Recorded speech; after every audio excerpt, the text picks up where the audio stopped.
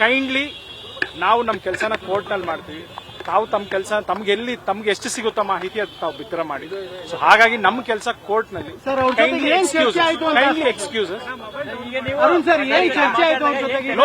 ಮೊದಲ ಭೇಟಿ ನಿಮ್ದು ಇಷ್ಟು ದಿನ ಆದ್ಮೇಲೆ ಅವ್ರನ್ನ ಮೀಟ್ ಮಾಡಿರೋದು ಏನ್ important? See, he has said, sir, I am giving fullest of cooperation.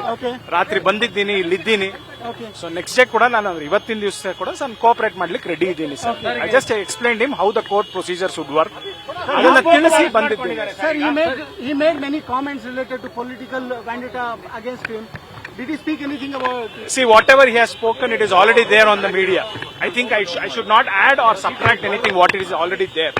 So I don't want to ಅದರ ಬಗ್ಗೆ ನಾನು ಕ್ಲಾರಿಟಿ ಆಗಲಿ. ಅದಲ್ಲ, ಅಲ್ಲಿ ಹೋಗಿದ್ದೇನು ಅಂದ್ರೆ ನಿನ್ನೆ ಅವರು ಬಂದಿದ್ದಾರೆ.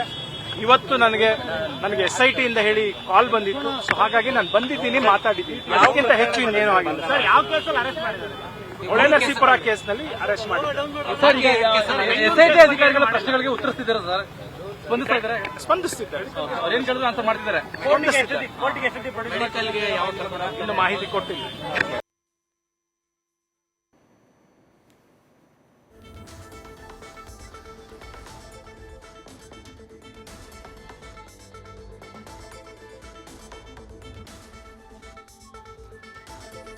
ಪ್ರಜ್ವಲ್ ರೇವಣ್ಣ ಅವರ ವಕೀಲರು ಅರುಣ್ ಅವರು ಮಾತನಾಡಿದ್ದನ್ನು ನೋಡಿದ್ರಿ. ಅವರು ಪ್ರಜ್ವಲ್ ರೇವಣ್ಣ ಅವರನ್ನ ಕಸ್ಟಡಿಯಲ್ಲಿ ಭೇಟಿಯಾಗಿದ್ದಾರೆ ಮತ್ತು ಪ್ರಜ್ವಲ್ ರೇವಣ್ಣ ನಾನು ವಿಚಾರಣೆಗೆ ಸಹಕರಿಸ್ತೀನಿ ಅನ್ನೋದನ್ನು ಕೂಡ ಹೇಳಿದ್ದಾರೆ ಅನ್ನೋ ಮಾಹಿತಿಯನ್ನು ಕೊಟ್ಟರು. ಅದರ ಜೊತೆಗೆ ಯಾವ ಕೇಸಲ್ಲಿ ಅರೆಸ್ಟ್ ಆಗಿರೋದು ಅನ್ನೋ ಪ್ರಶ್ನೆ ಬಂದಾಗ, ಅಂದರೆ ಮೂರು ಕೇಸ್ ಇದೆ ಅವ್ರ ಮೇಲೆ, ಹೊಳೆನರಸೀಪುರ ಕೇಸಲ್ಲಿ ಅರೆಸ್ಟ್ ಮಾಡಿದ್ದಾರೆ ಅನ್ನೋ ಮಾಹಿತಿಯನ್ನು ಅರುಣ್ ಅವರು ಕೊಟ್ಟಿದ್ದನ್ನು ಗಮನಿಸಿದ್ರಿ. ಹೊಳೆನರಸೀಪುರ ಕೇಸ್ ಯಾವುದು? ಹೊಳೆನರಸೀಪುರದಲ್ಲಿ 47 ವರ್ಷದ ಮಹಿಳೆಯೊಬ್ಬರು ಕೊಟ್ಟಂಥ ಮೊದಲ ಕೇಸ್ ಅದು. ಆ ಕೇಸ್ನಲ್ಲಿ ರೇವಣ್ಣ ಅವರು accuse number 1, Prajwal Revanna accuse number 2. ಆರಂಭದಲ್ಲಿ ಅದು ಲೈಂಗಿಕ ಕಿರುಕುಳ ಕೇಸ್ ಅಷ್ಟೇ ಆಗಿತ್ತು.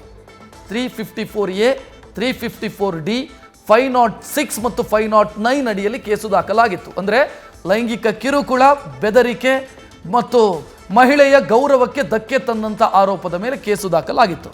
ಸೊ ಅದರಲ್ಲಿ ಅಡಿಷನಲ್ ಸೆಕ್ಷನ್ಸ್ ಅನ್ನು ಹಾಕಿರುವಂಥ ಸಾಧ್ಯತೆ ಇದೆ. ಬಿಕಾಸ್ ಅಲ್ಲೂ ಲೈಂಗಿಕ ಕಿರುಕುಳ ಅಷ್ಟೇ ಅಲ್ಲ, ಅದು ಅತ್ಯಾಚಾರ ಅನ್ನುವಂಥ ಮಾತು ಕೇಳಿ ಬಂದಿದ್ದರಿಂದ ಅಡಿಷನಲ್ ಸೆಕ್ಷನ್ಸ್ ಹಾಕಿರುವಂಥ ಸಾಧ್ಯತೆಯೂ ಕೂಡ ಇದೆ. ಅಡಿಷನಲ್ ಸೆಕ್ಷನ್ಸ್ ಹಾಕಿದರೆ ಅದು ನಾನ್ ಬೇಲೇಬಲ್ಲು. ಪ್ರೆಸೆಂಟು ಅಥವಾ ಆ FIR ಅಷ್ಟೇ ಅಂತಾದರೆ ಅದು ಬೇಲೇಬಲ್ಲು. ಸೊ ಆ ಕೇಸಲ್ಲಿ ಅವರನ್ನು ಅರೆಸ್ಟ್ ಮಾಡಿದ್ದಾರೆ ಅಂತಾದರೆ ಆ ಕೇಸ್ನಲ್ಲಿ ಅಡಿಷನಲ್ ಸೆಕ್ಷನ್ಸನ್ನು ಹಾಕ್ಕೊಂಡಿದ್ದಾರೆ ಅಂತ ಅರ್ಥ. 47 ವರ್ಷದ ಮಹಿಳೆಯ ಮಾಡಿರುವಂಥ ಆರೋಪ.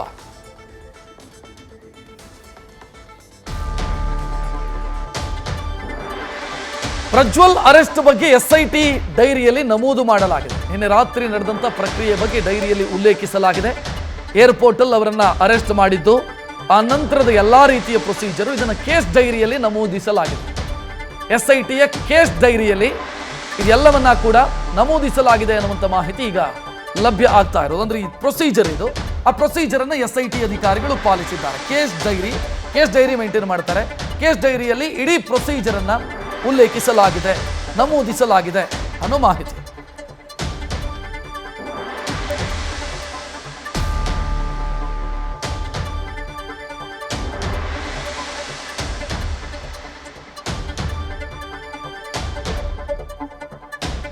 ಈ ಬಗ್ಗೆ ಹೆಚ್ಚಿನ ಡೀಟೇಲ್ ನೀಡೋದಕ್ಕೆ ನಮ್ಮ ಪ್ರತಿನಿಧಿ ಶಿವಕುಮಾರ್ ನ್ಯೂಸ್ ಡೆಸ್ಕ್ ಇಂದ ನೇರ ಸಂಪರ್ಕದಲ್ಲಿ. ಶಿವಕುಮಾರ್, ಸದ್ಯ SIT ಅಧಿಕಾರಿಗಳು ಯಾವ್ಯಾವ ಪ್ರೊಸೀಜರ್ ಅನ್ನ ಮಾಡ್ತಾ ಇದ್ದಾರೆ? ಒಂದು ಕೇಸ್ ಡೈರಿಯಲ್ಲಿ ಉಲ್ಲೇಖಿಸಿರೋದು, ಅದು ಬಿಟ್ಟು ಏನೇನು ಪ್ರೊಸೀಜರ್ಸ್ ನಡೀತಾ ಇದೆ ಸದ್ಯಕ್ಕೆ? ಸದ್ಯಕ್ಕೆ SIT ವಶದಲ್ಲಿರುವಂತಹ ಪ್ರಜ್ವಲ್ ರೇವಣ್ಣರನ್ನ ಪೊಲೀಸ್ ಕಸ್ಟಡಿಗೆ ಪಡೀಲಿಕ್ಕೆ ರಿಮ್ಯಾಂಡ್ ಅರ್ಜಿಯನ್ನ ರೆಡಿ ಮಾಡಿಕೊಳ್ಳುವಂತ ಕೆಲಸವನ್ನ SIT ಅಧಿಕಾರಿಗಳು ಮಾಡ್ತಿರುವಂತದ್ದು. ನಿನ್ನೆ ತಡರಾತ್ರಿ ಬೆಂಗಳೂರು ಏರ್ಪೋರ್ಟ್ಗೆ ಪ್ರಜ್ವಲ್ ರೇವಣ್ಣ ಬಂದ ಕೂಡಲೇ ಇಮಿಗ್ರೇಷನ್ ಅಧಿಕಾರಿಗಳ ಮೂಲಕವಾಗಿ ವಶಕ್ಕೆ ಪಡೆದಂತ SIT ಅಧಿಕಾರಿಗಳು ತಡರಾತ್ರಿ 1 ಗಂಟೆ ಸುಮಾರಿಗೆ ಪ್ರಜ್ವಲ್ ರೇವಣ್ಣ ಅವರನ್ನ ಬೆಂಗಳೂರಿನ ಕೆಂಪೇಗೌಡ ಇಂಟರ್ನ್ಯಾಷನಲ್ ಏರ್ಪೋರ್ಟ್ನಲ್ಲಿ ವಶಕ್ಕೆ ಪಡೆಯಲಾಯಿತು. ತದನಂತರದಲ್ಲಿ 1:50 ಸುಮಾರಿಗೆ ಬೆಂಗಳೂರಿನ ಚಾಲುಕ್ಯ ಸರ್ಕಲ್ನಲ್ಲಿ ಬರುವಂತಹ CIDಯ SITಗೆ ಕಚೇರಿಗೆ ಕರೆತರಲಾಗಿದೆ ಅಂತೇಳಿ ನಮೂದನ್ನ ಮಾಡಲಾಗಿದೆ. ಜೊತೆಗೆ ನಿನ್ನೆ ತಡರಾತ್ರಿ ಯಾವುದೇ ವಿಚಾರಣೆಯನ್ನ ಮಾಡಿಲ್ಲ ಅಂತೇಳಿ SIT ಅಧಿಕಾರಿಗಳು ಉಲ್ಲೇಖವನ್ನ ಮಾಡಿರುವಂಥದ್ದು. ಇವತ್ತು ಪ್ರಮುಖವಾಗಿ 11 ಗಂಟೆ ನಂತರದಲ್ಲಿ ಅವರನ್ನ ವೈದ್ಯಕೀಯ ಪರೀಕ್ಷೆಗೆ ಒಳಪಡಿಸಲಾಗುತ್ತೆ. ತದನಂತರದಲ್ಲಿ ಪ್ರಾಥಮಿಕ ತನಿಖೆಯನ್ನ ಮಾಡಿ ರಿಮ್ಯಾಂಡ್ ಅಪ್ಲಿಕೇಶನ್ಗೆ ಆರೋಪಿತ ವ್ಯಕ್ತಿ ಏನಿದ್ದಾನೆ ಆತನಿಂದಲೂ ಕೂಡ ಸಹಿ ಪಡೆಯುವಂತ ಕೆಲಸವನ್ನ SIT ಅಧಿಕಾರಿಗಳು ಮಾಡುವಂಥದ್ದು. ತದನಂತರದಲ್ಲಿ ಆತನನ್ನ ಕೋರ್ಟ್ಗೆ ಹಾಜರುಪಡಿಸಿ ಮತ್ತೆ ಆತನನ್ನ ಪೊಲೀಸ್ ಕಸ್ಟಡಿಗೆ ಕೇಳಲಿಕ್ಕೆ ಸದ್ಯ SIT ಅಧಿಕಾರಿಗಳು ಸಿದ್ಧತೆಯನ್ನು ನಡೆಸಿಕೊಂಡಿರುವಂಥದ್ದು. ಅಂದ್ರೆ ನಿನ್ನೆ ಇಡೀ ಪ್ರಕರಣಕ್ಕೆ ಸಂಬಂಧಪಟ್ಟಂತೆ 34 ದಿನಗಳ ನಂತರ ನಾಪತ್ತೆ ಆಗಿದ್ದಂಥ ಪ್ರಜ್ವಲ್ ರೇವಣ್ಣರನ್ನ ಬೆಂಗಳೂರಿನ ಇಂಟರ್ನ್ಯಾಷನಲ್ ಏರ್ಪೋರ್ಟ್ನಲ್ಲಿ ಕಸ್ಟಡಿಗೆ ಪಡೆದು ತದನಂತರದಲ್ಲಿ ಅವರನ್ನ SITಗೆ ಕಚೇರಿಗೆ ಕರ್ಕೊಂಡು ಬಂದಂಥ ವಿಚಾರಕ್ಕೆ ಸಂಬಂಧಪಟ್ಟಂತೆ ಸದ್ಯ SIT ಅಧಿಕಾರಿಗಳು SITಯ ಡೈರಿನಲ್ಲಿ ಮೆನ್ಷನ್ ಮಾಡಿರುವಂಥದ್ದು. ಇನ್ನೇನು ಕೆಲವೇ ಕ್ಷಣಗಳಲ್ಲಿ ಅವ್ರಿಗೆ ವೈದ್ಯಕೀಯ ಪರೀಕ್ಷೆಯನ್ನು ಮಾಡಿ ತದನಂತರದಲ್ಲಿ ಕೋರ್ಟ್ಗೆ ಹಾಜರುಪಡಿಸ್ತಾರೆ. ಕೋರ್ಟ್ಗೆ ಹಾಜರುಪಡಿಸಿದಂಥ ಸಂದರ್ಭದಲ್ಲಿ ನ್ಯಾಯಾಧೀಶರಿಗೆ ಆರೋಪಿತ ಸ್ಥಾನದಲ್ಲಿರುವಂಥ ವ್ಯಕ್ತಿ ಯಾವ ಉದ್ದೇಶಕ್ಕಾಗಿ ಆತನನ್ನು ಅರೆಸ್ಟ್ ಮಾಡಲಾಗಿದೆ, ಜೊತೆಗೆ ಯಾವ ಉದ್ದೇಶಕ್ಕೆ ಆತ ಮತ್ತೆ ಪೊಲೀಸರ ವಿಚಾರಣೆಗೆ ಬೇಕು, ಹೀಗಾಗಿ ಪೊಲೀಸ್ ಕಸ್ಟಡಿಗೆ ಕೊಡಬೇಕು ಅಂತೇಳಿ ಮನವಿಯನ್ನ ಮಾಡ್ತಾರೆ. ಅದಕ್ಕೆ ಸಂಬಂಧಪಟ್ಟಂತೆ ರಿಮ್ಯಾಂಡ್ ಅಪ್ಲಿಕೇಶನ್ ಅನ್ನ ರೆಡಿ ಮಾಡುವಂತ ಕೆಲಸವನ್ನು ಸದ್ಯ SIT ಅಧಿಕಾರಿಗಳು ಮಾಡ್ತಿರುವಂತದ್ದು. ರಕ್ಷತ್, ನ್ಯೂಸ್ ಫಸ್ಟ್ ನಿರ್ಭೀತಿಯಿಂದ ನಿಮ್ಮ ಪರವಾಗಿ.